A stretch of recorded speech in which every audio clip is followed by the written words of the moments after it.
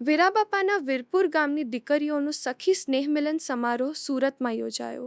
સુરતના રામવાડી ખાતે વીરાબાપાના વીરપુર ગામની દીકરીઓ માટે સખી સ્નેહ મિલન સમારોહ 2026નું ભવ્ય આયોજન કરવામાં આવ્યું હતું. વર્ષો બાદ સુરતમાં વસવાટ કરતી વીરપુર ગામની દીકરીઓ એકમેકને મળી હતી અને જૂની યાદોને તાજી કરી હતી.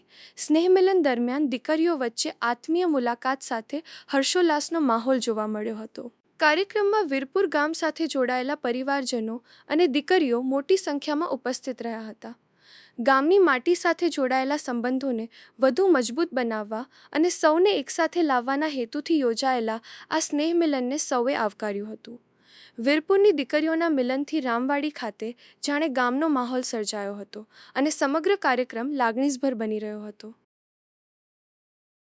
સખી મિલન જે પહેલા કર્યું છે હું એને એક તો ખૂબ ખૂબ ધન્યવાદ આપું છું કે કેટલું સરસ કે જો આ બેને ચાલુ કર્યું તો આપણી સુધી અત્યારે આવ્યું તો આપણે કેવી મજા આવી આ માણી કે 50 વર્ષ મેરેજ 50 વર્ષ બેનપણી નહોતા મળ્યા એ આજે મળ્યા અને જૂનું બધું યાદ કર્યું કે વીરપુર ગામમાં આપણે નાની તે શું કરતી કોટલે બેસી રાડો પાડી બધી બોલાવીએ સરસથી અને ગોળમાં પૂજા ત્યારે શું શું કરી બધી અત્યારે પાછી તાજી યાદ આવી એટલે જેને પેલું કર્યું ને સખી મિલન એ મજા. બીજો ફાયદો એ છે કે ત્યાં દીકરા દીકરીઓ સગાઈ કરી હોય તો બી પણ ઘણો ફાયદો થશે કેમ કે એકા બીજું ફ્રેન્ડ મળી તો એટલે તારો દીકરો તમારી દીકરી છે એમ કરીને પણ કરી શકે એ પણ એક ફાયદો છે.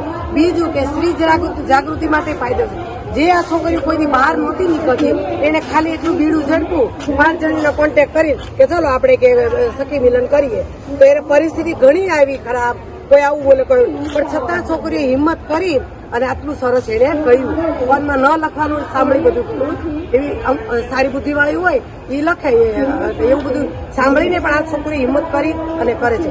જો આપણી વીરપુરની દીકરીને આ તકલીફ પડી હોય તો બીજી સ્નેહ કરે એને તકલીફ પડી પણ છતાં હિંમત હાર્યું નથી. કહેવાય છે નારી તો નારાયણ હિંમત નો હારે તે શ્રી કહેવાય કે ઢીલી ન પડે તે શ્રી કહેવાય. એટલે એ સરસથી કામ કર્યું છોકરી બહુ મજા આવી અને આમે સ્ત્રીને તો ભગવાને આગળ જ રાખી છે ઉત્કૃષ્ટ કલાકૃતિ કરી અને સ્ત્રીને સૌંદર્ય મળી અને સૃષ્ટિ પર મોકલી છે.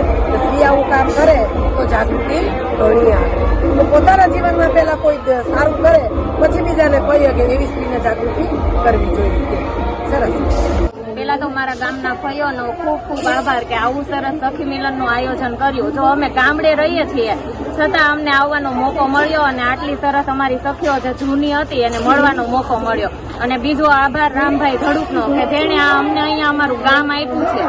એટલે હવે અમારે કોઈ જાતનું કઈ ટેન્શન જ નથી. જો અમારે કોઈ પણ કાંઈ પણ સવાલ હોય તો અમે અહીંયા અત્યારે સખી મળ્યું છે એ અમે બધા સોલ્વ કરી શકીએ અને અમે બહુ જૂના સંબંધો હોય એને તાજા કરી શકીએ. જો મારી એજની 30 વર્ષ આજુબાજુની જે છોકરીઓ છે હું ખુદ વીરપુર ગામમાં રહેલી જ નથી. હું અત્યારે અહીંયા આવી ત્યારે મેં કોઈને હું ઓળખતી જ નથી પણ અત્યારે અહીંયા આવી અને મને ખૂબ ગૌરવ થયું કે મારા ગામની આટલી બહેનો ફઈઓ બધા મને મળ્યા અને હું ખૂબ ખુશ થઈ અને મારા ઘરના સભ્યો પણ એટલા રાજી હતા કે જા તું સુરત જા અને તું તારા પરિવારને તારા ગામના સખીઓને બધાને તારા ભાઈઓને બધાને મળ અને તું આનંદ કર.